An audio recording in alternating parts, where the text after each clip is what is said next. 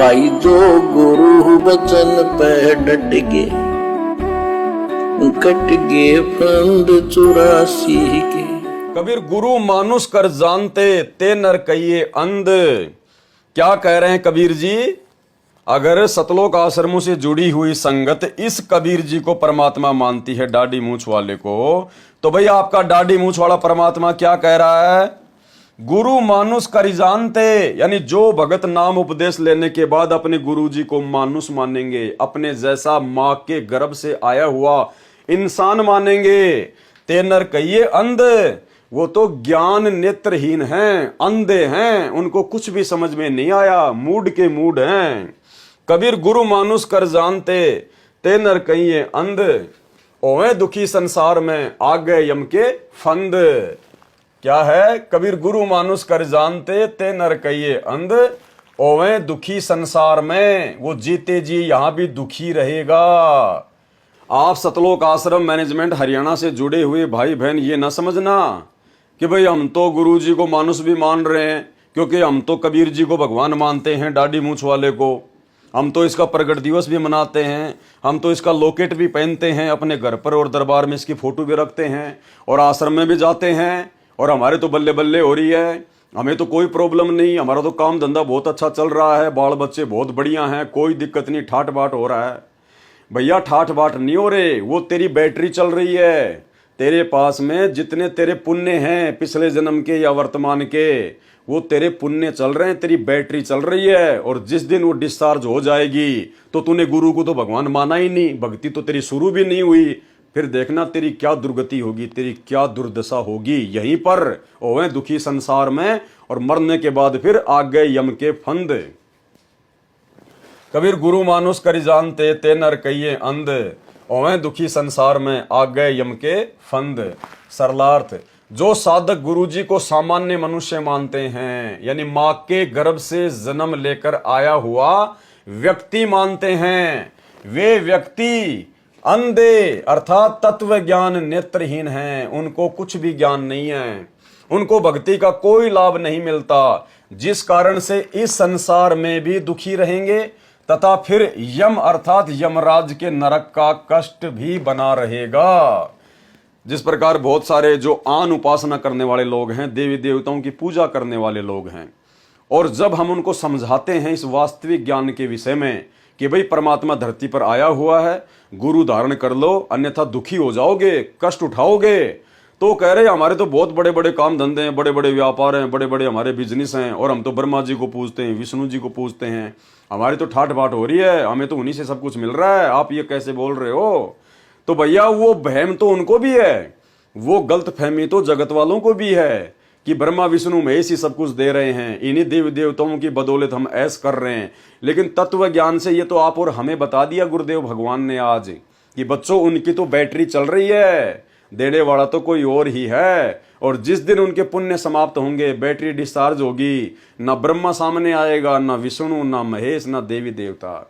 तो ठीक इसी प्रकार जब सतलोक आश्रम मैनेजमेंट हरियाणा से जुड़े हुए भाई बहन जो अपने गुरु को परमात्मा ना मान के इस कागज के नकली फोटो को भगवान मानकर भक्ति कर रहे हैं, तो भाई और बहनों आने वाले समय में जब आपकी बैटरी डिस्चार्ज होगी तो ना तो आपका वो पाठ किया हुआ काम आएगा, ना ज्योति की हुई काम आएगी, ना पांचों यज्ञ काम आएगी, क्योंकि परमात्मा का विधान अटल है, परमात्मा समदृष्टि है, वो भेदभाव नहीं करता, चाहे अपना हो चाहे पराया।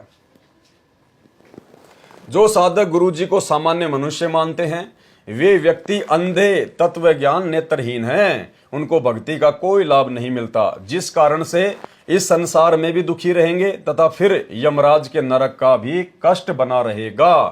उदाहरण दिया गुरुदेव ने, जैसे गणित की पढ़ाई में एक ऋण का प्रश्न होता है, उसमें मूलधन ज्ञात करना होता है, वह मूलधन करोड़ों की संख्या में धनराशि होता है। उस करोड़ों रुपए के मूलधन को प्राप्त करने के लिए मानना पड़ता है कि मान लो मूलधन 100 रुपए, हालांकि 100 रुपए मूलधन नहीं है, फिर भी 100 रुपए को मूलधन मानकर ही करोड़ों रुपए का मूलधन प्राप्त किया जा सकता है, तभी विद्यार्थी को सफलता मिलती है। इसी प्रकार गुरु भले ही परमात्मा नहीं है। देखो भाई, परमात्मा अपने आप को छुपाएंगे, संत रामपाल जी अपने आप को छुपाएंगे।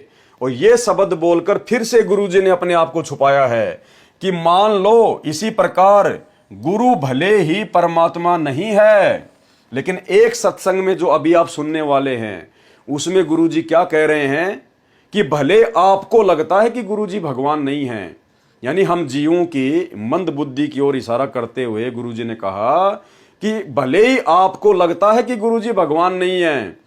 ये शब्द कहने का मतलब है कि गुरु तो भगवान ही होता है, लेकिन भले आपको ना लगे।